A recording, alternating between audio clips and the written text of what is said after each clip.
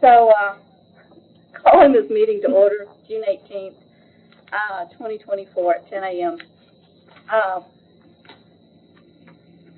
If we could just for the video say that everyone's in attendance except for Mr. Hyde and Mr. Smith. They both had prior engagements, and so we'll get started.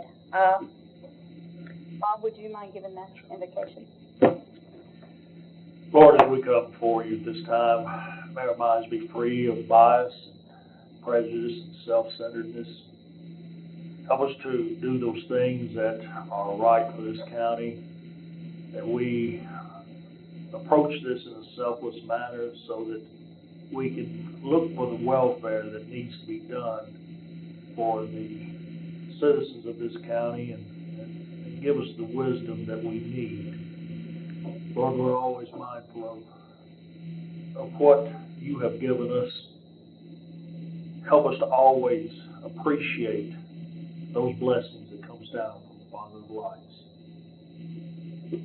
As we go forward in this, help us to understand that we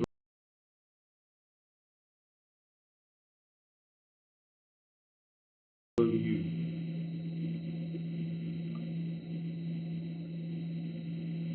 We're always grateful for everything that we have as Americans here in this country. We live in a very blessed country. We ask that your hand be upon us. Bless us in your Son's name, Jesus Christ. Amen. Thank you. So the next item up is approval of agenda. May I have a motion? I have a motion to approve. And a second? Second. All in favor? Aye. Next item up is recognition of the public. And today no one showed up, which is fine. That's a good thing. A couple of people have called me in between now and then, so it's a good thing. Report of the committee chairman. Today we came together to talk about some of the elements that fall under this committee. So basically the gist of this meeting is going to be just going through some of the different things that this committee oversees. And is everybody clear on our objective? Excellent. And so that's all I have to say as an overview. We don't have a report from finance or anything on here, but I assume that any place that needs to be chimed in on in finance, you can. Thank you. Next up, new business. The first item is OJI. So, Kim, can you walk us through OJI and how, what we have and then also how it works? Okay. I've provided you guys with the last 2 months that have not been approved of the payments that were made through our OJI plan for injured employees. So Is it these two sheets? no, these two. It's in your Oh, it's in the packet. Thank you. This is part of the packet. So and y'all just they've already been paid. So it's just things that you guys can look over to see if you've got any questions on anything that pops up or. So this is the April and May. Payments that were made. So is this, do we track, I break it down into the Board of Education, the county employees, and the Highway Department. So it's just broken down into those, and of course the employee, if their job title is on here, but I do not list names. and just so that we're in Robert's rules, can I have a motion to suspend the rules and we'll just keep this open and we can have open exchange? Can I get a motion? Okay, all in favor? Aye. So just, if you don't mind. Which part? No. Question. My question. Which one are we looking at? Is It's this in right the here or packet. this? It's This right in the here. packet. It's on the second page, page 2 and 3. Yeah, Page 2 and 3 is the April, Jessica. and page 4 and 5 is the May. Okay. Shortened them the other way, so it don't look like mine. I just brought my originals. And I can add some oversight to this also. So we have the Board of Education, and Kim can put in the dates on why we still have some of them that are left over. Yes. Could you explain that? Maybe Mary hasn't been here in some of our earlier this year's conversations, why we have Board of Education there. When the Board of Education separated from the county on our insurance products, we had several claims. They wanted to start fresh, July 1, 2021. And this would be legal matters as well. Everything prior to that date, we kept, finished out, or we'll have them until, I don't know when. But these are claims that will never close until this person, yes, for lack of better words. So we have to continue their medical treatment. They were court-ordered medical, open medicals. So that's what these Board of Educations are for. And we have them dating all the way back to 1990. These are the most active. The ones that are on here are the most active ones. Does each claim number equate to a separate Yes. case or person? Yes, each different claim number is a different person. Do you track these month after month, or do we know, I mean, I know that it's all court ordered, but do we see spikes or, I mean, not in the school, of course, it's closed off, but in the others? Do we have like month over month or anything like that, or we just pay them? No, I keep a track of all of them, and at the end of the year, I do a report for the finance department that says what we paid in addition to for previous claims that stay open or new claims, and they get a total of everything that's paid for the year at the end of the year. We also got to estimate what's left until the person basically is deceased, the court order. Yeah, we try. If it's lifetime medical, we have to estimate that they're deceased or no longer eligible. Do we have an accrual for the? It's accrued on the balance sheet. These funds are accrual basis, so it's like a business, they pay it on accrual based on our best estimates. What is our accrual for? That one running off, it's on the balance sheet. It's, I can't recall off the top of my head. It's a little lower than Kim's because hers are actually, we got it legally, we don't know that lower. Hers is a lot higher. Yeah. Is it in one account by itself, or is it merged with other items? There's one that says OJI, one that says liability. I'm sorry, Bob. Just a couple of questions here. What are we doing as far as paying for a bill? What I do is I have a bill review company that will process our bills, and they have a PPO network that gives us reductions and discounts and things like that. So the bill review company charges me a certain percent of the savings, and that's what the bill review charge is. And what about case management? Case management is a nurse that I hire.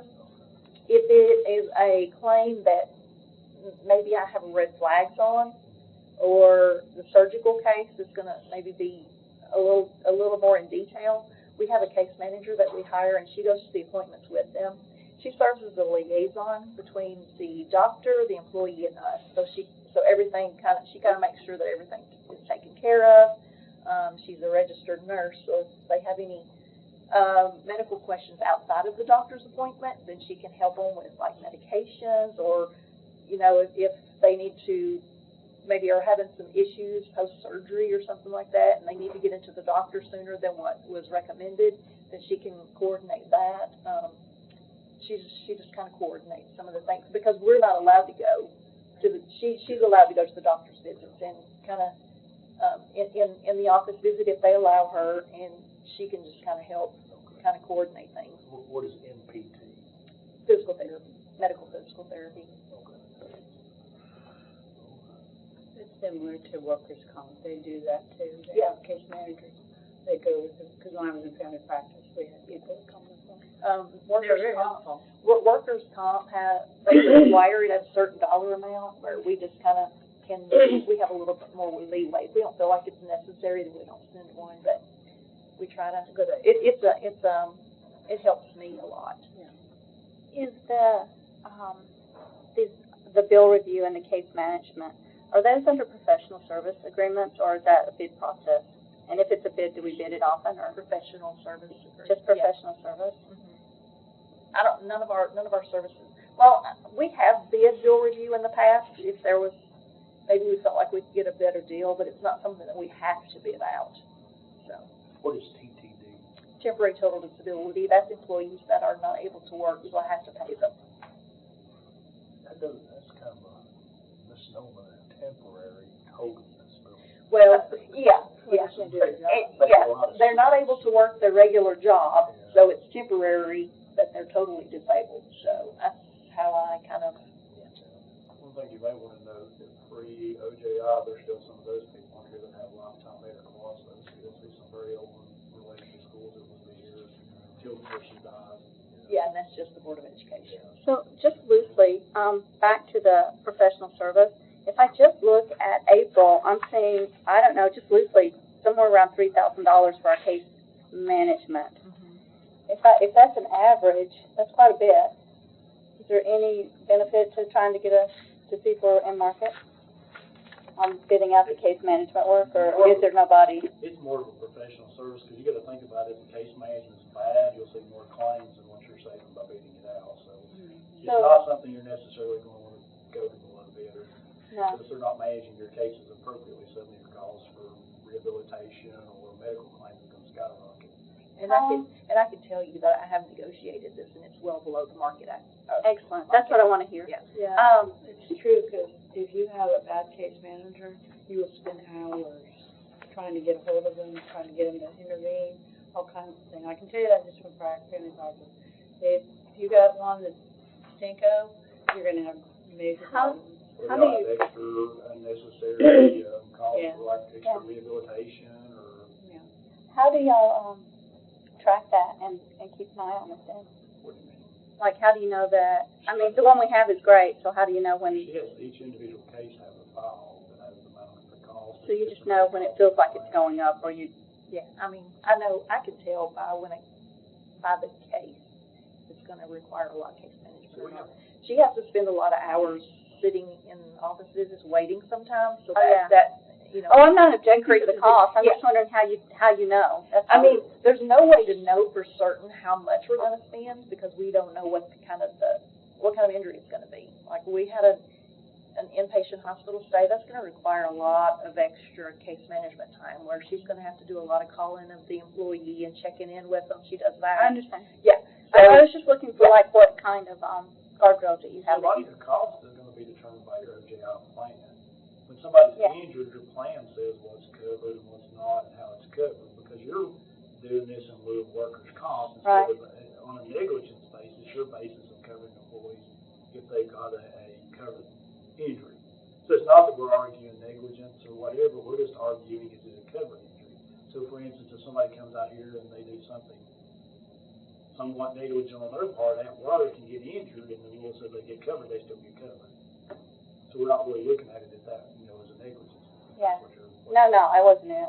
I just wondered how you knew. Same thing on the that you're call, getting- we have calls that, like for the doctor's office and stuff, there's a call schedule, at least there used to be, I don't know if we're still doing that way. Yes. So there's a call schedule we use, and we actually have a third party that processes that. That's called, what's the when it doesn't process it for us? Corvell. So there's a schedule, and Corvell knows what it should be covered by, and Corvell looks at that. And two, there's also a work comp fee schedule, so, it's based upon the Medicare schedule. This sounds good. I just didn't know what you had in place or what you were doing that First, it's job. reviewed to see if it's covered under workers' comp, and then it goes through Corvell, which has a schedule, and then it's reviewed, and then Kim keeps saying, because I've seen it multiple times, I can tell you, Kim has a list of every cost per case and the estimated cost of the conclusion of the case. And it changes as things change in the situation, unless I'm missing something, but there is a lot of, as you're saying, guardrails, because each year when she sends that report out, we go through it again. That sounds great. I just didn't have that detail, and that's what I was asking. That's for the workers' comp portion, not the liability. And I just want to make sure the employees, they're all happy. They're not, or well, they say that they're happy with case management and all that. I assume they would call you if they weren't. Well, they don't know any different either. They just assume that's what's On. supposed to go on. I mean, they don't have a choice. I mean, we don't ask them, can we send a nurse case manager? If I feel like it needs one, I explain to them that I feel like they need a case manager, and we assign them. I tell them prior to, when I do it, I tell them that I'm going to assign a case manager to their file. Yeah. I have a question. When you see a certain amount of people that are being specifically injured or having issues, do you guys implement a, request to those specific areas of their job situation where they need to do some training on education on, say they didn't properly list somebody and they're, you know, it's been a habit. Do you do like an educational implementation for those employees so that they don't injure themselves? We have tried that in the past, yes. And, I mean, it's just like anything else. I mean, you can tell them. okay, I was just But, wondering. and you can train them, but it's up to them to actually practice it regular. Like, say, for instance, we had our Star Physical Therapy as a group that we use for physical therapy, and we sent them out to EMS and did some calisthenics and some kind of stretches, taught them stretches and things like that, so where you don't just jump up off the couch. Your body's always warm and ready to go, kind of thing. But I don't know that they practiced that. We sent them out there and we taught them, but I don't know if they practiced. But you know, you have those kind of done things. things like that. We've done it, yeah. Okay, gotcha. Now it's not been in a while, but we have done it in the past. I was just curious, because I know that, with the hospital systems, that's something that we do.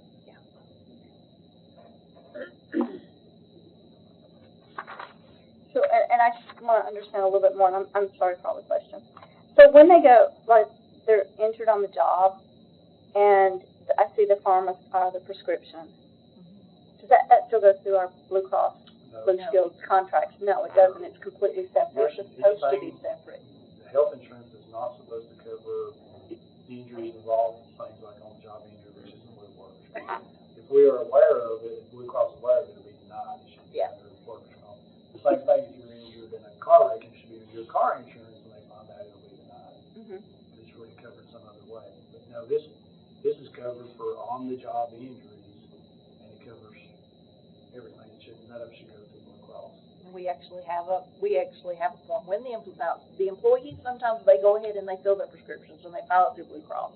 And I always tell them, watch, that it could be kicked back if they find out that this is related to a work injury. So, but we do have, if they let us know prior to going to the pharmacy, I have a form that I can give them, and the pharmacy will put in the VIN numbers and everything, and it bills us directly. It's actually excluded. They're not supposed to be doing that. Right, but But you tell them not sometimes to. I do, but sometimes they do it before they ask, so it has happened, and it does happen, but it's not. When you say you tell them, do you send them, like, I assume like once a year you have a list of things that you're telling them anyway? No, Is it's this not something like you? that. I mean, No, we can incorporate that, though. In the past, when I've asked from this board, about letting people know about their benefits because there was some issue, do you have insurance? Do you want an insurance question? Okay.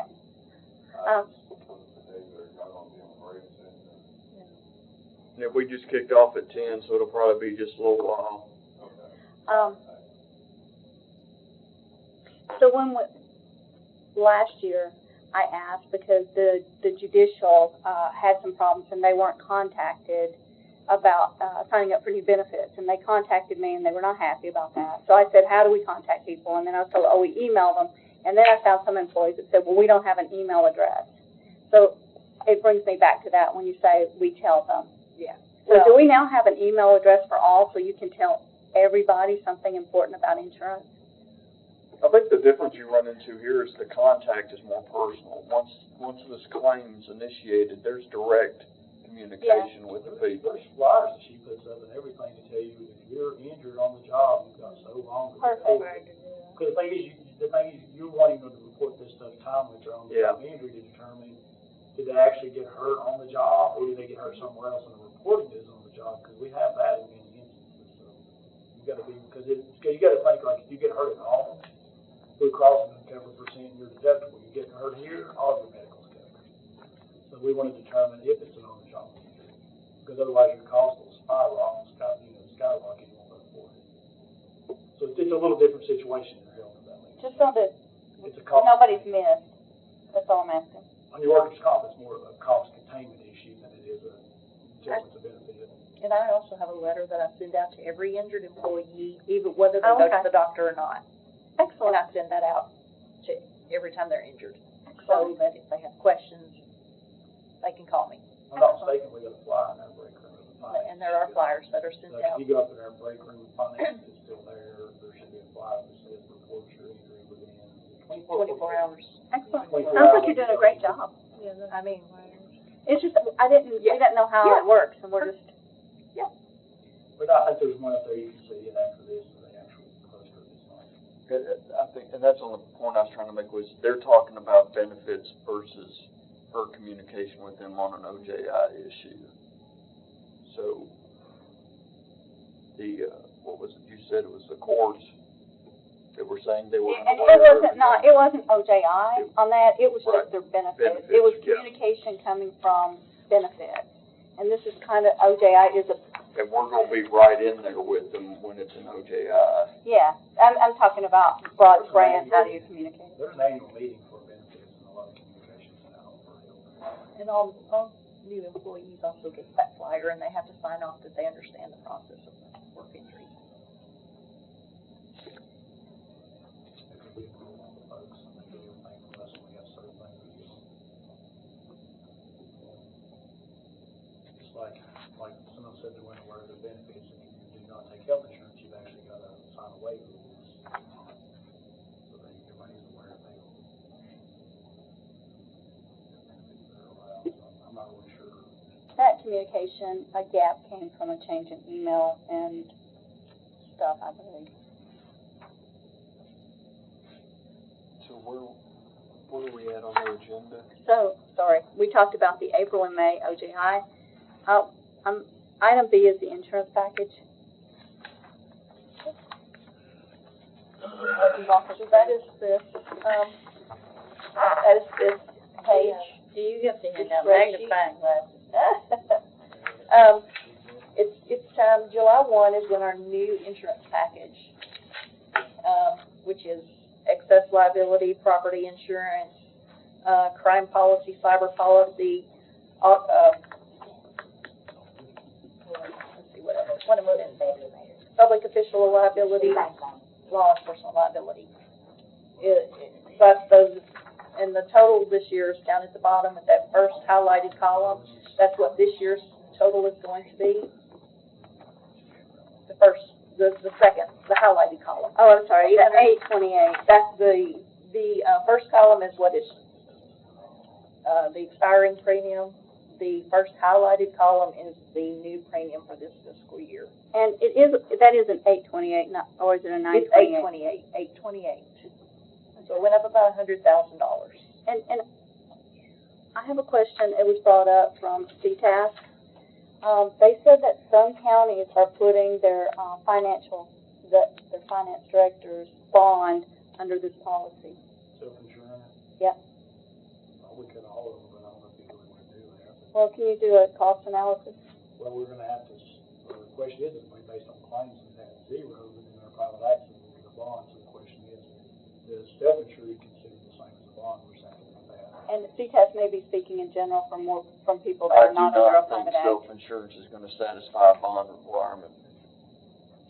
Just shooting from the hip there. So the same thing, all of our officials have bonds, and the largest, most costly bond is the trustee's office, so if we want to look at self-insured and it's allowed in the statutes, we probably want to start with the big ones like the trustee's bond. If you could work with legal and just determine, CTAS brought it up at a conference, and they said that a lot, yeah, you brought it up. We've been in several years back, and she had the same concern Eric saying. Is self-insured considered the same as when it says in the bond? Yes, and if that's the conclusion, I'm good to go with it. They just brought it up and they said it's saving some counties money. Because I even mentioned the trustee bond, which is your most expensive bond, that every 4 years. So have they raised the rate because of claims or? Across the board, the insurance, our broker told me that across the board, he's seen big increases. Right. He at first told us it was gonna be at least a 25% increase, but it ended up being more around the lines of, 15, I think. Plus you added the large. Plus we added the large courthouse. And you have not added your parking garage yet, so it's probably gonna go Yes. again We'll have to have an this additional year. premium for that. When will you add the parking garage? whenever they tell me to. Well, I mean, can we put a tickler on that, but since the courthouse got left undone? We'll They need did the not let- certificate of completion, that's what the hang-up's always been. Basically, when you release them from covering it, we'll pick it up. So they're still covering it while they're constructing it, so you don't wanna pay insurance while they're constructing. So hopefully we're right on the edge of that being done, I hopefully. think in September is what, the last date I heard about. With the garage. The garage. We've already picked up the courthouse in this total, so that's your big. Yes. And didn't we have one significant, deductible change in all this? Yes, on this, previously, our property insurance deductible was $25,000. It is now going to jump up to $100,000 per claim. Yeah, that was another big increase. It's been discussed in budget because of something. Yeah, A law. we just found this out. When So you sent really- me the sheet. So really, this increase is more because they decreased their benefits too. Mhm. Yes. More risk. But then that 15%, you also got to minus out for the new building, so. And, skewed there or and something. they did bump up the, in our new, statement of values, they bumped up the courthouse to $105 million, which we had it at $100 million on our previous, so they adjust the values occasionally too. But the 729 didn't include the 100. Yes, it did. Oh, it did, so we've adjusted the 729. So is the juvenile facility on this?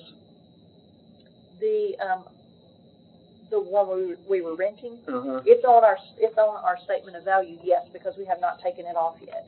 But we will be here in the And we only next had month or so. contents there, yeah. Okay, We so only it's had not content significant, okay. Did the courthouse jump up to the 205 because of content? No, 105. I'm sorry, I thought you, from 100 to 105. I thought, that's why I was like, I thought you said, I've heard. I think, is that so too? Don't worry, we're clear now. Bunch of money. No, I was like, Yeah, it jumped up to 105 million from 100 Yeah. million, sorry. no, it's clear now, thank you. That was, so was it content or it's just Just the building. just the building? What about the content? Are the contents in that 105? No, it's separate. It's separate. Contents are listed If separate. you look to the side, it should, or where was it? It's gonna be over here on Did you another do it on list, this right? one? Yes, the content values are listed. That's what we previously have, or what we currently have listed This with sheet. our broker is the current, that's not the one, that's not for the new, premium. So if we look here at the long sheet here, the 2024 content is the last column, and then the one next to it, the buildings. These are the current costs before they go up. If that's what I'm understanding. Yes. All right.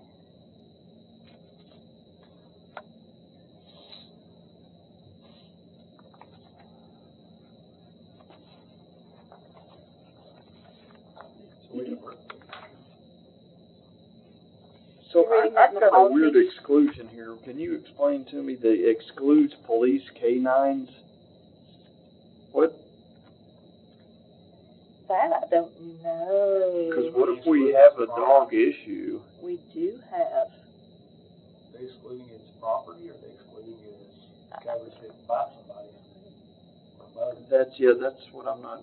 I'll have to get clarification on that, because I'm not sure. Property years ago for some reason. If they're I'm just not- looking at it as property, I get it. If it's claims through the actions of the animals, that was my concern. But that's probably what it is. It's probably a chattel property thing. I'll have to get clarification on that. I'm not. I'm thinking it's included under another coverage, but I'll have to figure out where that's at. So you're gonna come back with the K-9? What is the Westmoreland shop? That is a highway department. Oh, yeah. Oh, they have a shop in Westmoreland. I think it's a clock inside too, isn't it? Yeah.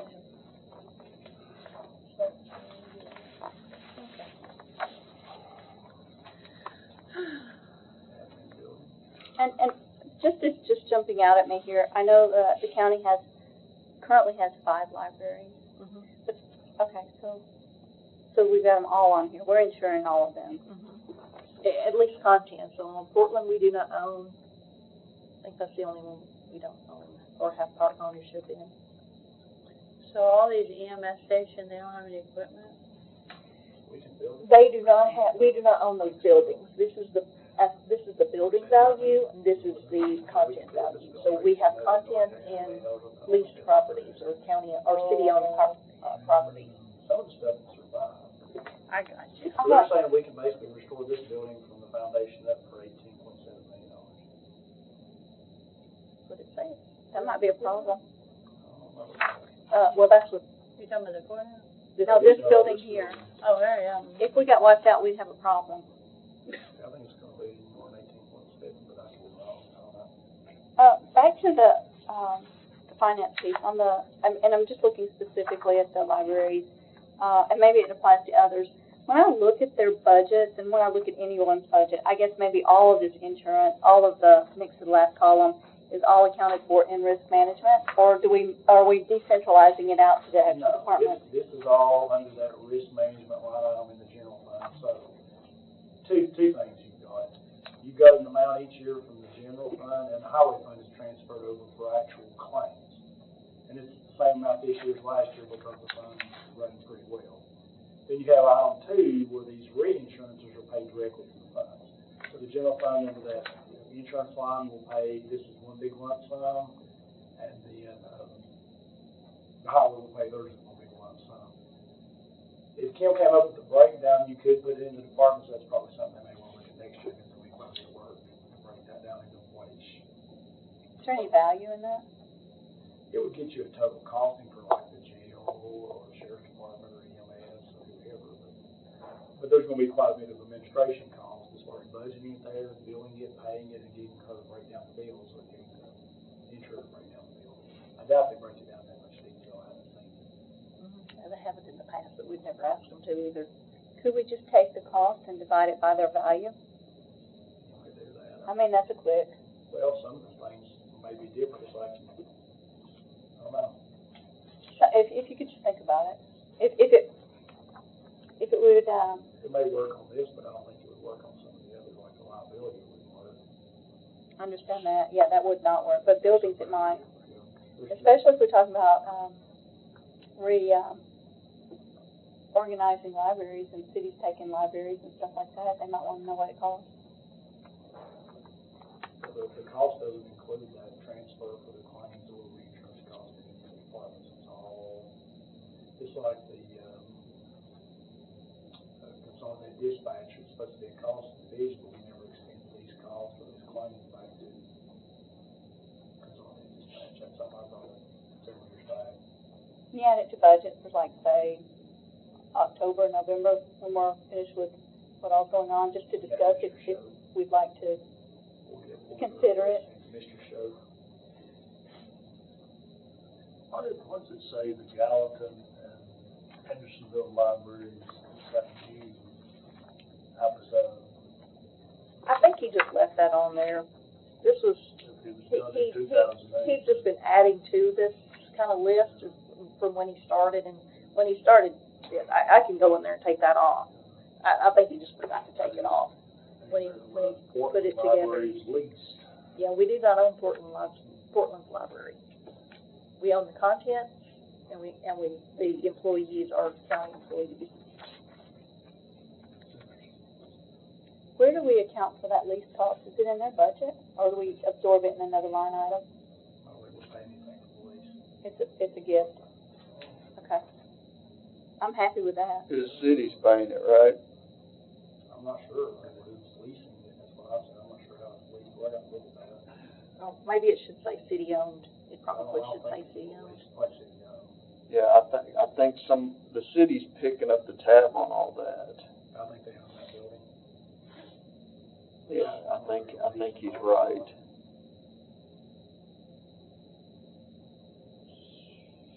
Which, Portland. where you at on there? Portland. Yeah, I'm almost certain they do. I know we've never insured the building, we've only insured the content.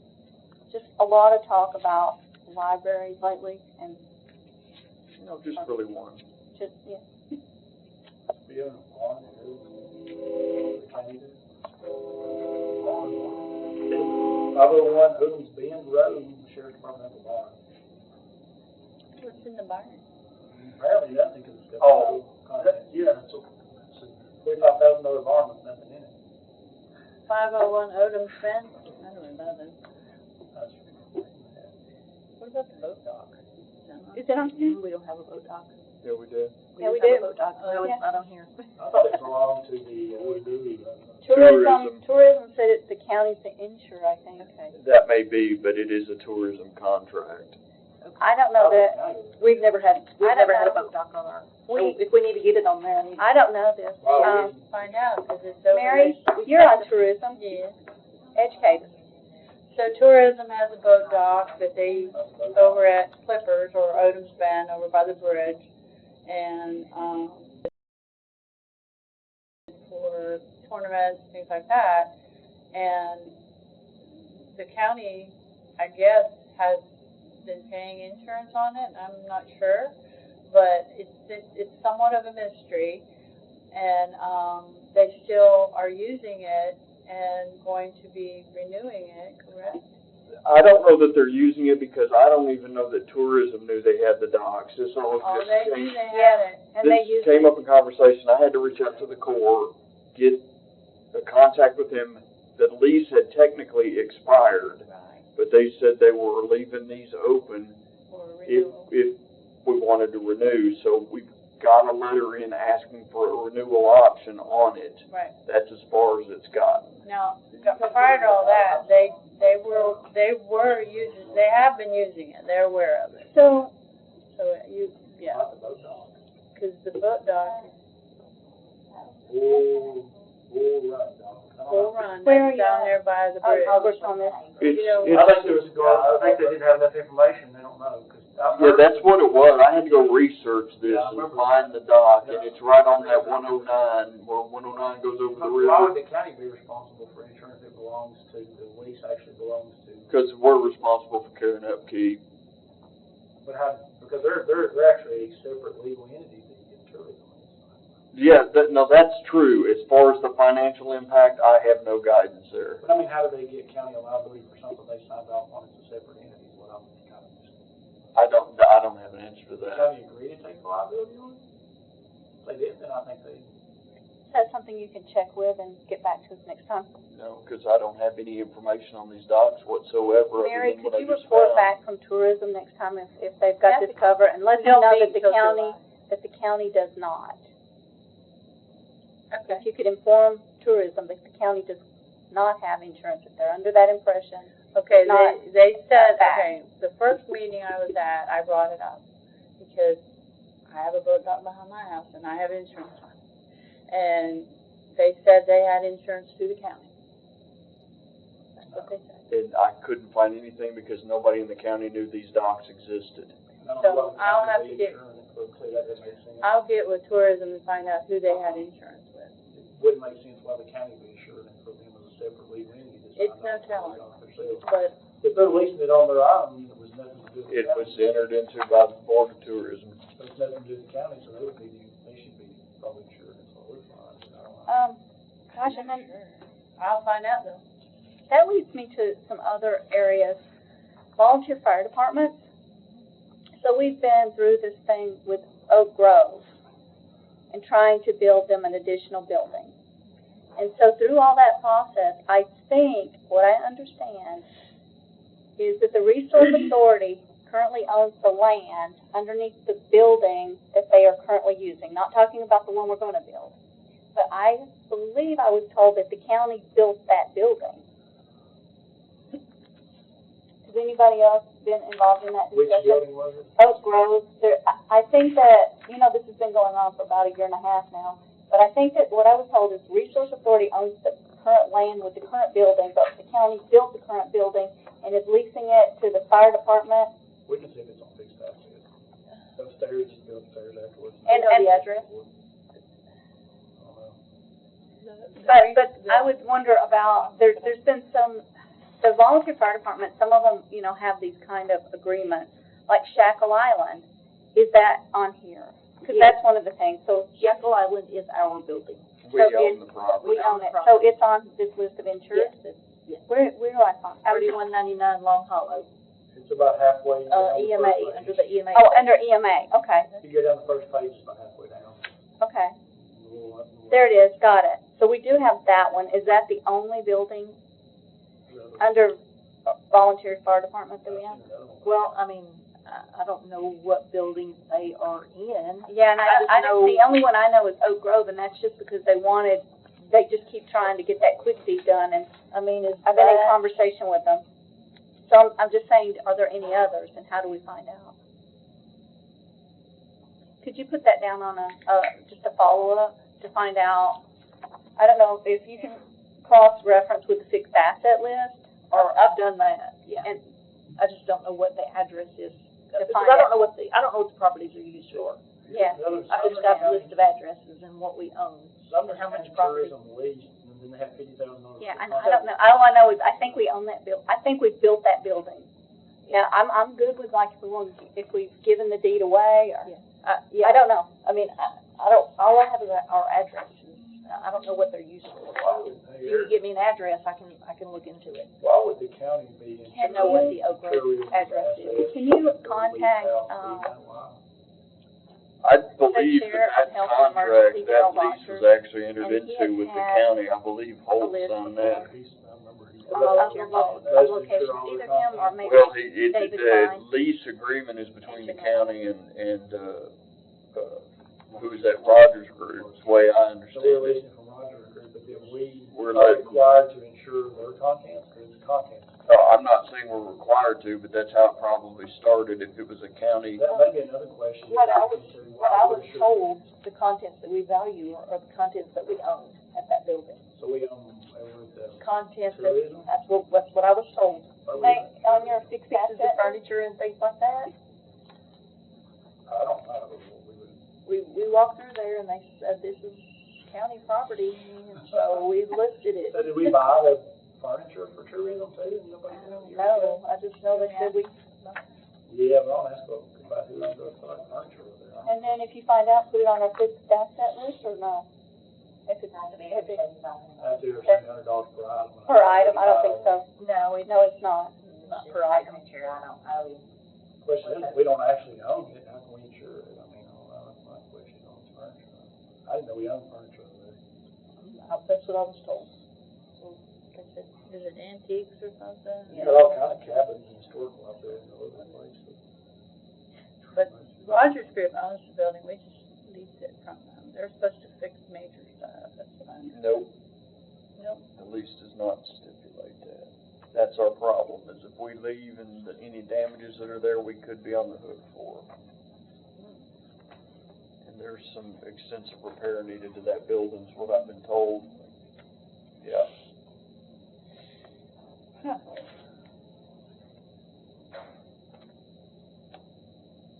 Are we done with this section? It's very interesting. Maybe if everyone could put together any questions you have, and we can follow up on it at a future date. Yeah, that's And, so we are at item E, well, No, or no, C. I'm sorry, C. The insurance package, are y'all okay with this? Do you want me to move forward with it? Do you need a vote on it? Well, you need to move forward because July 1 is going to I've got expire. I've got to have this, these, I would make a motion to move forward. It doesn't seem that all out. Where we're talking an additional $100,000, but the big deduction, that we're gonna have, I mean, I don't know. deductible. Yeah, the deduction. And our problem, we do not have a large enough property Mhm. pool to have multiple carriers bid for our insurance. Or 350 million is the minimum, and we're at 290. Makes sense. I'll make a So- motion that we move ahead with this new policy. And if I can put a recommendation out there that this really needs to be reviewed about 3 months out instead of right before we're I would lapsing. appreciate We that. can't get it that early. Well, we can look at last year's and Oh, see if yeah, we yeah. wanna make any changes to coverage, if Yeah. it's still needed, that kind of thing. Yeah, Rick, I'll make an amendment that we, move forward with a, stipulation where we re-review in 3 months. No, 3 months prior. 3 months to- prior to the renewal. Yeah. Probably also need to make budget aware of that larger deductible, because what's going to happen this coming year, when Kim goes over and tells them there's $100,000 deductible on some building damage versus 25, they won't, not that money, but not another issue. Yeah. That's what I'm a big we had one of that. It is a big hit. So do I'm we, glad we got to that point. so the Well, you amendment, let Mr. Shelton propose. Yeah, if you could. so the If you could add amendment, it, okay, so the can amendment. you add it? Well, Thursday's just a general meeting. Yeah, I know. I'm sorry. I was making sure that this money got on the budget. I know, but we're in an amendment to do, 3 months prior to the, renewal. And then, do we wanna vote on that, or are we just gonna let it go? No, that's fine, we can do that, but let's, instead of 3 months due, we know it's due next July, let's just say next April, we'll be reviewing it. 3 months prior. Need a second. Yes. Yeah, all in favor? Okay, Aye. so we'll do that. Now, Yeah. your budget thing. Well, So, just, as an item, Mr. Long will place on the budget list of items to discuss on Thursday. We'll move to Mr. Shelton. Yes, please do. Put it on there. It's an open. And when you put it on there, can you, denote which account we, have, some funds in to pay for the deductibles? We don't, Departments pay, like, for instance, we pay as we go? if something's damaged, then ask the commission for the money or pay it out of county buildings or jail or wherever, yeah. So if like the library's had an issue, it'd be out of county buildings, so it's gonna cause an issue. What's the history of that? We've had one year we had 3, well, a couple years we've had 3 floods, with busted pipes. If you could bring a history of the budget, we'll discuss it there. Well, I mean, it's gonna be hard to figure all that out for budget. A recommendation. let's say, for instance, we had the claim a couple of weeks ago where the storm, wind damage at the new courthouse, flooding at the Douglas Clark House, and the Cottontown Post Office. I can't remember what the name of that is, the name of that property is. Draper House and the post office. Those things, and they were in the flood zone. So in a flood zone, we even have a higher deductible, $500,000. So none of that's gonna be covered because we had property damage in flood zones, which it was not up to the deductible, and the courthouse damage, wind damage was not enough to be covered under the deductible. The mayor said we didn't have wind damage coverage, I believe. Well, we got covered. We got coverage, it just wasn't enough to meet the deductible. I must have misunderstood him. Okay. The point It's being not is, gonna cover anything. most of it wasn't covered already, so it's gonna be hard to quantify, so I think the best we can do is just let budget be aware of it. And Kim may want to send out an email to the department saying, make them aware that the $25,000 deductible has increased to $100,000 for the coming year for either building damage or content, I think it's building and content. So, Notice if you have a pipe bust and it floods all your computers, if it's not $100,000, you get that versus $20,000 in the past. so does that, and I have a question, so since it's $100,000 deductible and you would be on the lam for $999,000, okay? So does that change anything with approvals of, like we have a process in place that over so many dollars it has to be bid out, et cetera, et cetera? But it has to be bid anyway. Oh, okay. Unless it's an emergency, kind of like on the register of deeds and everybody, when the pipe busted over here, we got a claim back on it because it's over 25, but it was now, first 100 was covered. But who was involved, register of deeds, county clerk, I forget who else. Your office? My office. And we all had to kind of divide the deductible out based on a pro rata share, I think is what happened. So that would be $100,000, so probably we didn't hardly anything that time. It was $350,000 damage, so. So instead of 25 coming out, you can do about 2, but still you'd be covering 100,000 versus. A lot. $100,000 a whack is a lot. Do you need a resolution on that, or is it okay to move? I think it probably Yeah, is maybe somebody made the budget committee aware, since you already approved the plan, just have Kim send out an email to everybody and make them be aware. As far as the insurance package itself, though, They already We approved the approved it. package. They- right, that doesn't need a follow-up resolution or anything? Okay. Excellent. They gave this, the resolution gave this committee authority over. Now, the OJI plan, I can get you through that pretty quick. Can you explain the OJI plan to us? here's, Quickly. right now, we're revising it, most of the changes are at the back end, but because the SIB has become what it is now versus what it used to be, how it was addressed, we're changing some terminology, but that's the only thing to really focus on now because the who is it, Shoot? Jeremy. Jeremy's, revamping with new, legal changes that have occurred. So in July, we'll be getting the revamped OJI plan, which will then need to be extensively reviewed and to pass. So we really don't need to spend much time on it today, other than know we're rewording what this body is within it. Just one slight question. I know that we send out our whole benefits package to be reviewed for federal regulations. Did they, when we send it out? Just for health insurance. Just for health insurance. Is that a concern with OJI? It's legal, they can review it internally, or we could outsource somebody to review it. Well, he's doing it now. He's gonna do it in July. Remember, he said he's gonna be wait until July to send a, RFP, yeah. But, I wonder if July's gonna work. Because you got a couple of questions, because you gotta look at, one is, you've got an OJI plan in lieu of workers' comp, so you gotta make sure it's valid in lieu of for taxability. That's why we're having him review it. And then I have a question, because, if somebody provides an addition to OJI, how does that interlap? Because we got one department to provide additional benefits. That's a question, can you have? I'm all about fair to other departments.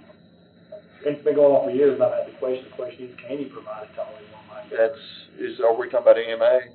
No, sure. Oh. This sounds like a labor issue. Well, I don't know, that's what we need to find out, and also how does it affect the taxability, make sure it's all, we just need to explore 2 or 3 things to make sure they're all fine. That concerns me more than anything else on the table right now, as a labor issue.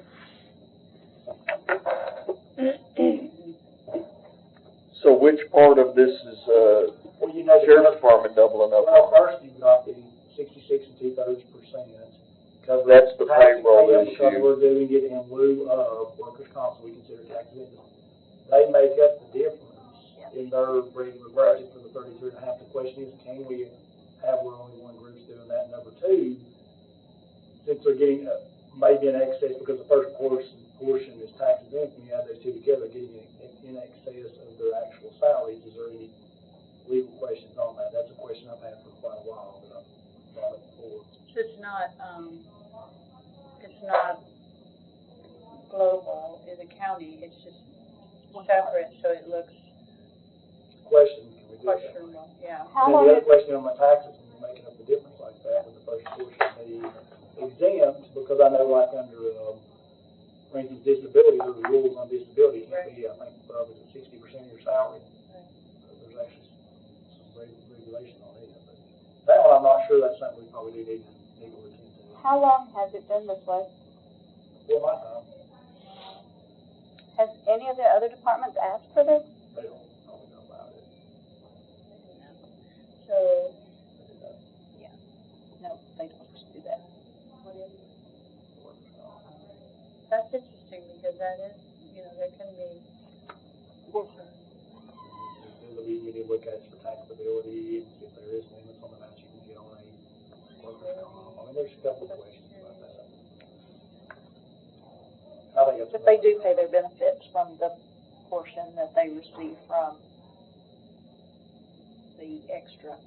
They pay the benefits through that amount. But where they I'm not following them. Where they Sorry. make up the difference, where the sheriff's office makes up the difference, they pay their health insurances and things from that. Whereas if I paid them 66 2/3%, all of their voluntary deductions would be deducted from their 66 2/3%. kind of like, so if you're on workers' comp and you're not working and the insurance side of it is over here, you, as an employee, will have to pay for that, like it used to be PTO and stuff, to continue your private insurance.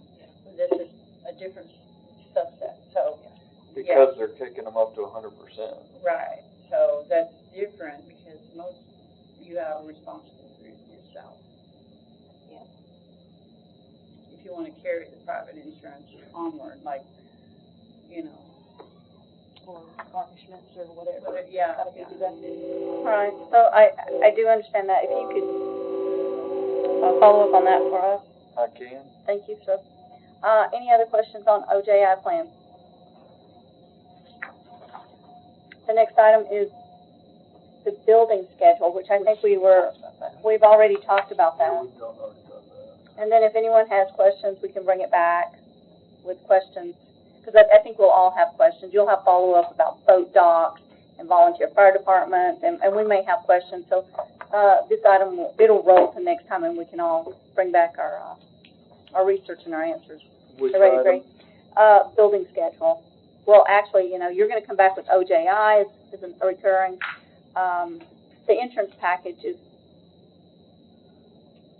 it's moving forward. It will not come back as old. And then we can talk about the June and July or whatever OJI payments we have in the future. So OJI is old business. OJI will be old business because you're going to come back with the And the legal stuff. building schedule, It's old business because we're going to hear about the docks and we're going to hear about volunteer fire departments. We're going to hear about some. And if any of the board members have questions about this list of properties or any items they see is missing, they can bring it back and we can discuss that. okay. If you're good with that. And item E is the task of risk management. I'll just defer to Kim. I don't remember Oh, what we were doing there. I provided y'all with Oh, this, yeah. memo, this information. It's a page that looks like this, should be your Last page. on the back. Just kind of like an overview The back- snapshot of Just kind what of we're a doing. snapshot as to how the office came about, how the OJI came about, which we opted out of the state of Tennessee workers' comp, and May the 1st of 1999 is when we started our OJI plan that's currently being used for our workers' injuries. We're funded by the two departments, basically. We receive contributions from the county general fund and the highway department, and the money that they give to me is what I pay the claims with, or give to the risk management, not me. The give to risk management is what the claims are paid with, workers' comp and liability. And then I've listed all the different types of claims that we cover, from workers' comp to collecting certificates of insurance and out-of-state travel reports. And then, of course, as well as I forgot to put, but I went ahead and put it in that last paragraph, the insurance package. Preparing the information to the brokers for our insurance package. And back to the brokers, I know earlier I asked about the fee, and we discussed the $600. I'm wondering if that's the medical consulting fee. Is there a separate fee for the building insurance, or is that included in the $600? No, they're not our brokers for our insurance package. We have another company That's what I thought, yeah. that brokers our insurance, and they charge us $50,000 to put together our policies as their broker fee. They charged us $50,000 this year and last year. I don't know if it'll go up in the future, but that's what they charge us.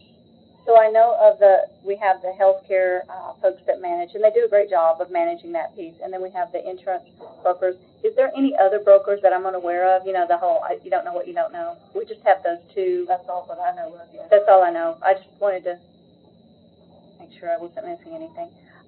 These are a lot of, you do a lot, you cover a lot of things. And as you said up here, this board is to provide oversight to the self-insurance. Currently, we are now looking at the insurance list, and we look at some of the other pieces here. Are there any other reports that you have that we might need to be aware of? Or, like, I know Mary was asking about, in the past, if we have looked at any departments that had excessive claims that we could, like, maybe help them in training to overcome some of these liabilities and stuff. So I know that was discussed, and I'm just wondering if there's any other areas that in the past you've worked on or have reports, or like, for instance, if I wanted to say, hey, Kim, how about vehicle accidents? Have they went up this year, or are they down? Are we doing a better job? Are we doing more driver's training? Is there any reports such as that to manage the risk in those areas? I mean, we come up with, Mr. Siller and I come up with on occasion, if we see some things that are occurring, extra costs or anything from different departments, And we've gone through and looked, you know, to see if there's something that we need to do different. Without speaking for her, but I'll speak for her, she's very good at identifying quirks and stuff like that, so we do spend some groundwork, looking at those things, because I'll constantly hear, well, are they getting training for this, or why does this seem to be going up? And if we can't find some rational explanation, that's the trigger point for us to bring it to you all and say, hey, we're seeing something unusual here. So instead of getting specific, I think the safer course is just to let Kim identify these things and the things we cannot wrap our brains around, bring to you all and say, this is something that needs some special attention. But that's my suggestion. Okay. But we have had driving simulators and things like that come in the past. EMS, they do a rodeo every year to do some extra training, and so does Sheriff's Office. They do things throughout the year to do some extra training, but we don't have anything to do with that as far as requesting or recommending it. I mean, if they had a rodeo and you saw vehicle accidents go way down, you wouldn't even know, since they're doing it over there, and you wouldn't know, hey, throw another one of those in, it's really helping.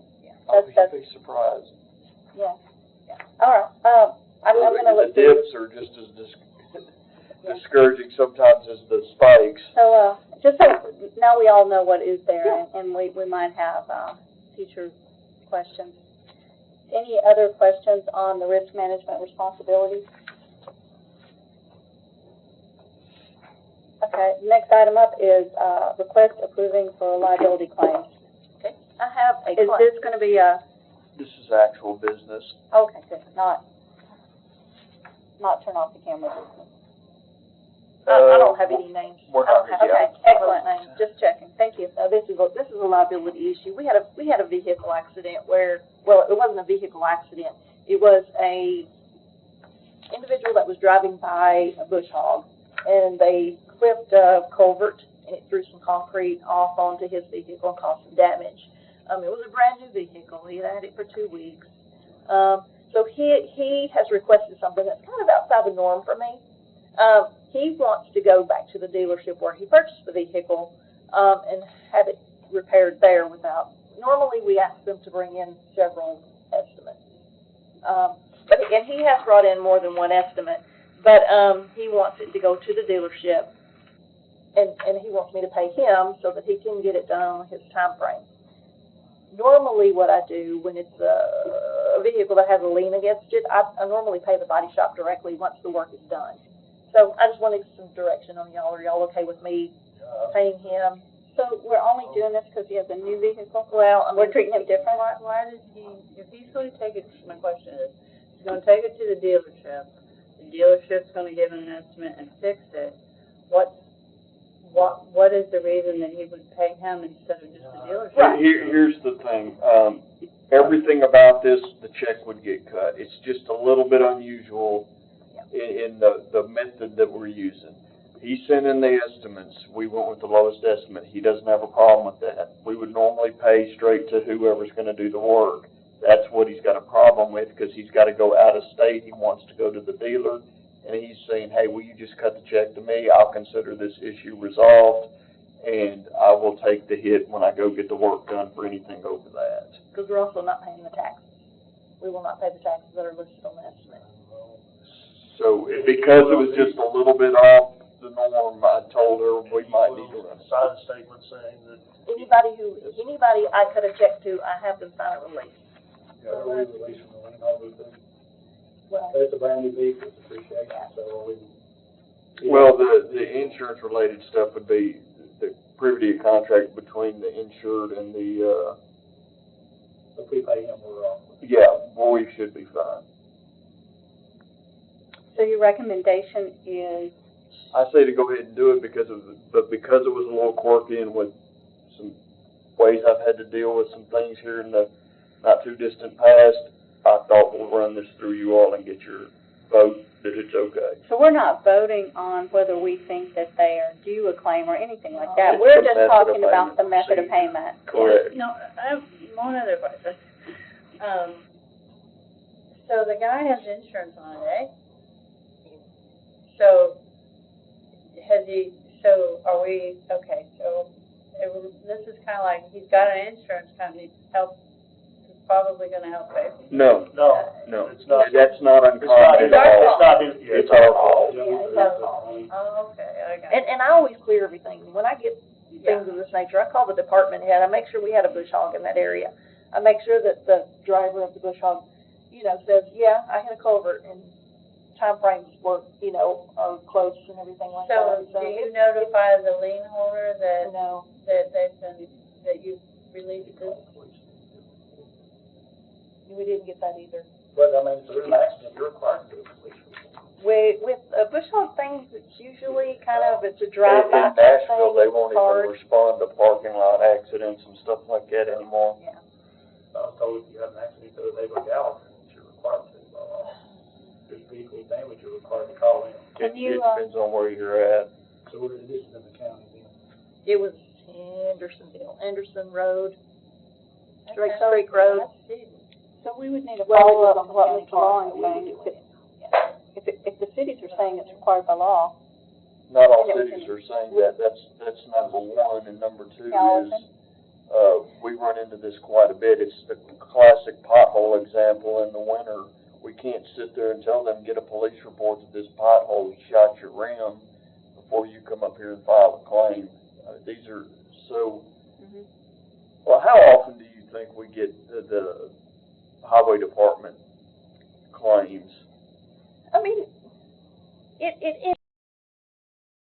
talks out. Yeah. I mean, but it's not 5 or 6 a week. It's maybe 5 or 6 a season. So.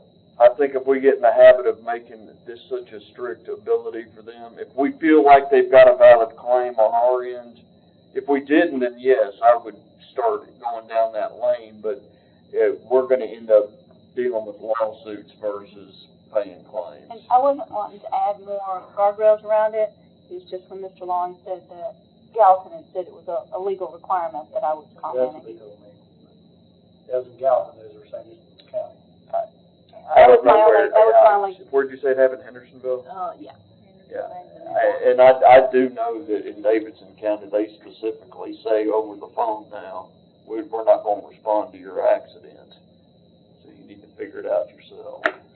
They would call it in if there was personal injury or Yeah. something of that nature. Yeah. It's just, this is minor. Yeah. Got it, thank you. Two vehicles, they don't know, that was wrong, two vehicles.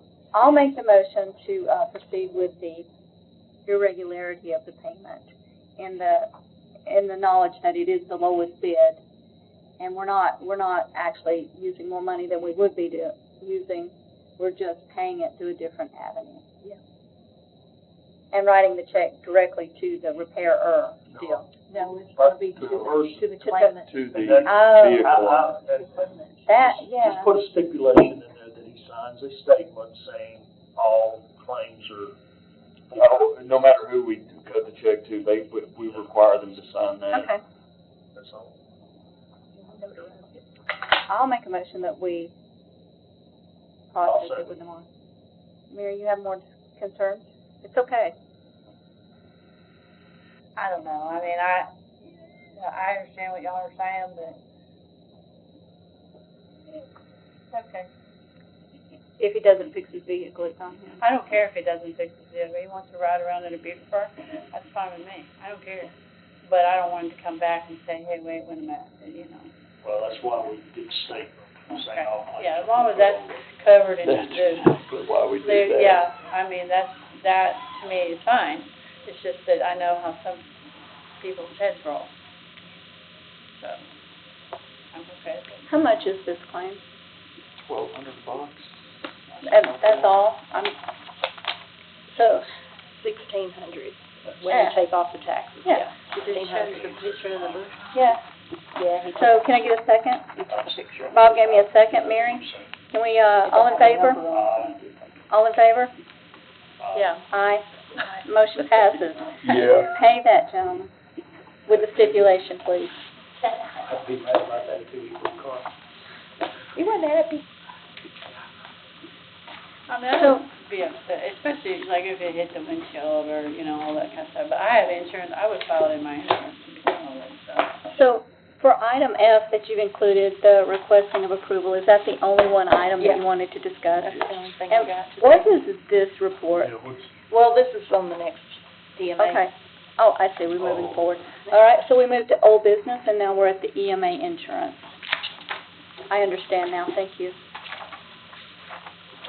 So at our last meeting, we discussed the separate policy that EMA carries, outside of our self-insurance. And we asked legal to review the contract. Do you have a report on that at this time? You talking about the insurance Yeah, related the stuff? insurance policy. We have done a deep dive on that, and we actually invited Mr. Widener to be here, hoping he could explain to us some of where some of the confusion may lie for us as to why he has something independent of what the county has, but I'll let Kim explain what different policies we're dealing with right now. Okay, so just a minute, this is all under his policy. that is a loss run. Those are a 10-year loss run of the claims that he's filed with his insurance company in the last 10 years. Yeah, and with the policies he has. So what I have found he has an accident and sickness policy, property and casualty policy, auto policy, and a workers' comp and employee liability policy. Can you tell them where we're at in the run times of those? Like one of them started ends in December, one? The accident, the property, and auto are going to are up for renewal on July 15th. The workers' compensation policy that he has is up for renewal in December. So we'll just need to decide, I guess, what we're going to keep. I have a question. What question? Workers' comp, Uh-huh. is that only our employees or is that our volunteers? Volunteers. Well, I know we went through that a little bit. I don't know On- if in meetings or on site we went On on that. the policy that he has, they have the volunteers listed as well as three full-time employees listed under their workers' comp policy. Just eligible to file claims under their workers' comp policy. So that's problem number one. Do we have a list of their volunteers that are covered? When I talked to the broker at the insurance company, she said they are not provided a list of names, they're provided a number. So they don't have names, they just have a number of employees that they want covered and under each category. Because there's a different premium for volunteers and then full-time employees. Why would they need it for full-time when you already have that stuff going on in the county? That was the question we were hoping to get answered by Mr. Widener. That seems a little redundant. Yeah, it does. With and of course, they're waiting to write it for this next year, so I don't know what the premiums are gonna be. What are their What premiums? are we curious? This last year, the premiums were $40,485, and I just kind of did a general increase of 15% the way our policies ran, and that would increase it to 46.6 basically. I think we're budgeted at 40,000. Yeah, I think the 40 is the New Year's now. Is it, because I haven't seen the New Year's premium. It should have been the budget, Jan, that's great. I didn't. That's odd, because I'm looking at, and maybe I'm out of my mind, but, that could be true.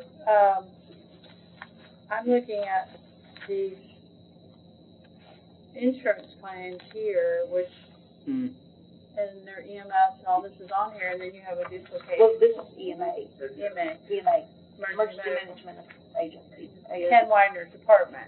Yeah. So there's 3 employees in that department. Yeah. We got most of his claims are those towers anyway. 295, is that right? I don't know. That's the loss run over a span of 10 years. Could you explain the word loss run? I'm sorry. It's just the claims that have occurred under these It's policies. just the history. 10 years. Yeah. Yeah, Thank history, you. yeah. 10-year total of money, detail. So the 3 employees, okay, so let me ask this. 3 employees at the EMA have a workers' comp policy, but they're also covered under the county's policy, am I correct? Well, they would be, yes. The volunteers is the question, but they have a lot of volunteers that are saying it's covered for workers' comp. So the question is, how are they covered by workers' comp, and how is the county covered for liability based on the county? That's a big question. And then the other question is, besides that, is just equipment. Do we cover Ken's equipment? We don't cover his equipment, so this equipment And I believe Mr. Shoup said that when he was in the meeting last time, that he would, take a look at that and be able to get back to us later in the year. As I recall, he said that he advised us to continue this external policy while they did a, review of the additional. Because of those volunteers, you don't know what you want to do with volunteers. So you have volunteers, but you don't know who's covered. Well, Kim has a list, I do have a list, but the insurance company said they only get a number, they don't have names. But it's saying it covers them for workers' comp, but it doesn't, I don't know if it covers the county for liability or other corrections. Have we had any OJI from EMA? Or any? They're not They're not, covered under a plan. they're not covered under our count, they're under our, Volunteers. not the volunteers, but what about the employees? I mean, from time to time, I've had one. And so we cover them under the county. I have, yeah. So then why were they on this policy? Why do we not claim it back to the policy? I didn't know they had a policy. There's no claims to the policy for it. How many volunteers did it say? Mr. Weiner has 50. 50. So they have a list of 50 people that they're covering. It looks like Or that would He be said covered. he has no list. He has the list, So yeah, there's- I just don't have there's a it. Can couple you, things. for insurance purposes, can you get the list? I will get the list. There's a yeah. couple of things in play. This is going to expire shortly if you don't do something. And number two, I'm not sure you're going to want to take the risk for only volunteers without time to explore it or let Well, the other thing that bothers me is if these volunteers have some kind of pre-existing problem, and then, oh, look what happened to me. Yeah, this We have no volunteers thing is nothing fraught with problems. documented prior to them volunteering, whereas on any other medical situation, they at least do an evaluation. People before. I know under Obamacare, there was pre-existing is covered. If I can bring us back to the Here's date one. issue. A volunteer had in 2016, they had a sprain, on a swiftwater boat thing, and they had, total incurred, page 71, whatever that means. But, they had a claim in 2015 and it expired in 2016. So they had a volunteer that got injured on a swiftwater boat thing. And I've asked for a loss run report from the workers' comp policy, because I think that was from the accident and sickness policy. But they haven't sent it to me yet, so I don't know. As far as back to the dates that we're looking at, and Mr. Long was pointing out, so the accident and property needs to be renewed in July. Mhm. And then the workers' comp, we have a December date, so there's two policies.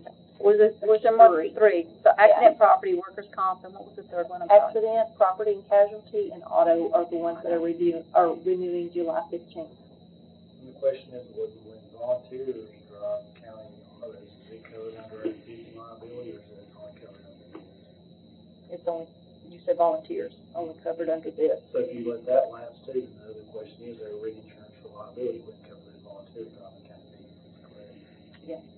That's another big that you gotta think about, you don't want to leave this. Oh, and I think the decision was made at the last insurance meeting that we would carry this policy through the next year. We would just be moving it over so that Kim could have more information under risk management and handle it. Was that not what we discussed last time? I think you guys probably need to solidify what you're gonna do today. Yes. But vote So on it it. sounds like you have a deadline of July that needs to be handled today. I think they need time to explore the liability for all these volunteers before you change anything. So, let me line it out the way I saw it last time. We are going to, budget is funding, appropriating $40,000 for this insurance policy Under risk management. under risk management. So we have moved, currently, we have not, completely approved budget, but at this point, we have moved that $40,000 under risk management to cover this policy. And based on, Mr. Shoup, advised that he would come back, maybe towards the end of the year and give us some numbers on what it would look like for him to pick up these pieces. That we would be carrying this, but I believe that I saw it as going through your office. With you getting the amount to cover the claims and any claims going through risk management and legal so that we can ensure that we have coverage. And that would address that would put back in your lap to look at the risk management over these volunteers and where we're at and what we need to do, if we need to buy more coverage on what we need to do. So moving all of the oversight into risk management and legal, but still funding this policy so that we do not have a gap in our risk. Effective when? Immediately? That's Yeah. the problem, this is chunked up and it keeps getting kicked down the road. Yeah, I think effective immediately, and then we pay it as the policies expire. You have the money in your budget. When those policies come due in July, which will be before this board meets again, you will have the money to cover it. The bill will come to you, the claims will come to you, just like everything else. Question is, if they determine that, for instance, because the volunteers, the liability coverage is not adequate, is this board going to go ahead and approve for them to go ahead and try to obtain additional coverage on these volunteers? My question is, they say they're covering them for, and that was the question I had for Eric and Kim. They're saying they're being covered for workers' comp, but is the county being covered for liability if one of them's hurt significantly while they're volunteering? Is the county protected, is my question. I don't know. And that's something. And if there's a decision made to pull the 3 full-time employees out of the workers' comp part of this, what kind of latitude do you want myself and Kim to have over making those decisions? I believe that those 3 employees should be covered under the county, because if not, you're back to a labor issue, because you're not covering them the same as everyone else. I don't disagree. I can't see it any other way. So I mean, we have double coverage right now. I mean, we recognize I that just we're didn't want being to double. assume that I was supposed to do things. No, I'm glad that we're having this discussion. Can you have them, if you could possibly have them vote to explore the county's coverage for enough liability coverage for these volunteers, and if not, to actually add to this policy to cover for any significant risk the county has? That's my concern. I don't know. We probably have aware of it. It's the same question I have for Kim and Eric, and they're still trying to get the information. But the question is, we're saying that there's workers' comp insurance bought for an injured volunteer, and there's liability insurance out there, but is there insurance to protect the county from being sued by a volunteer that's hurt? That's my question. I don't feel like there is. I don't know. And I'm not comfortable. They're trying to find out, but they don't have all the information yet. I don't believe they're still waiting on some of it. So you're waiting to see if there's a writer to do that? So the question is, if they don't have it where the county's protected, they think it's a significant risk to authorize them to go ahead and obtain, and pay for the insurance to protect us. How close to finding an answer on this item, since you have been working on it, how close are we to finding an answer? Well, some of it was feedback we were hoping Mr. Widener could provide to us, to help make sure we weren't missing anything in why we were currently where we're at. But absent that, the only thing we can do now is based on what's been submitted in the past, see what those numbers are and see how they adjust by making an educated guess as to what can come off or what it. Long that we shouldn't have a gap. It's too dangerous. It's too risky. When you talk about giving them the authority to buy coverage, are you saying to beef up this policy, or are you saying because we don't have any mechanism in the county? Eric's an attorney. He's going to get the information. If they determine that we're not adequately covered for risk of being sued by a volunteer, I think we should, one, determine is it something we want to self-insure on, or number two, should they go out and buy a policy for that, or a rider? So the motion would be to allow them to be able to take that step when they find out the information, if it's not adequate. So the motion is to give them the scope and authority to go out, find the information, and if they don't, go ahead and get it done, and then bring it. Not adequately insured to immediately move forward to get us insured properly. On the volunteers, my only concern is the volunteers. The rest of it's not that unusual. We just don't deal with a lot of volunteers like this, so I'm not sure what coverage we've got on what we consider. And I have talked to our broker who put together our other package. He says he writes these all the time, so I can see if he has any other suggestions, if there's anything else that we might need to. And help us better define these volunteers. Yeah. So the motion is to give you all a scope of instruction that you'll get the information and you determine there's a risk, then you go ahead and take care of it, and then you bring it back, and that's the motion. Am I right? That we make, You make a that we attempt to get adequate coverage. adequate coverage, and then bring it to the board that you've done that, and then after that, then you start working. But that motion is to give them the authority to do that. To evade any risk that they see is materially more than we usually accept Okay, so as that's, a county. that's- We find a really risky thing out there. that's the motion to do that. And if we could just put a cap on that, if I may amend that, up to $100,000. If it's more than $100,000, please call the special call and call us back. Is that, if I might? So we have a motion with amendment. You're mumbling down there. Her motion, mine did, but Bob, we're gonna need a second. Second. All in favor? All in favor? Aye. And then I'd like to make another item also. So the accident, property, and auto is due July 15th. You mentioned that our current broker had said that this is something common he does. I know that Mr. Long in the past had spoken that, this is getting, because this policy is so large, we might be looking at bidding it. Can we get, it's only 1 month away, is it too tight to get an outside look? Well, Next to policy. Yeah, Ken has already submitted his information to his broker, Okay, which so is Frost, Frost, I think, yeah. Frost Insurance, so they're ready to. Okay, then I'm good, let's put it together. together. All the best we would do next year to combine it all together, Yes. one big package out of EMA, and either be a rider or separate policy for the volunteer, or be your most. We'll handle it later. All right. I think that handles the outstanding risk. Everybody? So, Just to clarify, we're removing the full-time employees from these policies, or no? Is that what you want to do? From the I workers' would- comp and the accident? and I'm open to suggestions, but the way I see it is we have to, I believe, and I'm leaning on legal, but I believe that we have to cover those full-time employees under the county policy, whether we double up or not, because it's a labor issue. We have to cover them the same as everybody else. I But think they remove them were from this. anyway, but the question is, why are we getting this added? Do we- to them on the Can you separate pull them policy? out? Is it possible? Yeah, And how much savings would that be? it's not gonna be a lot of savings. Yeah, I know. On the one policy, it's $448, but it's Annually? principal of the thing, annually.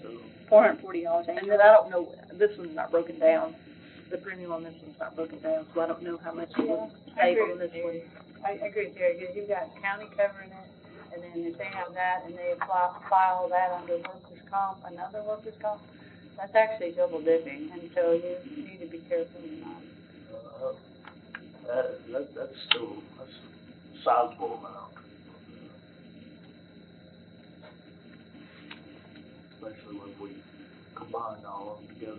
You don't know anything about some of these. I don't know anything about those, no. I just Because wonder those are, we're not why we're reported. covering the Yeah. accidents up in Washington DC where they hit a deer. I think Well, they go to, training, they go to training a lot. Yeah, we also help with the disaster something. So we need a motion. They're talking about the route, with whatever, and training and all. A motion for what? Remove them from that, put them under the. I would like to I think wait. that's all within our oversight, but Yeah, I wait, think are it's you like, saying wait on removing them from the policy? and find out if this policy is an umbrella policy, if it's all, No, it's not. Okay, so yeah, I would remove them. I would make a motion to remove them. Okay, I'll say. All in favor?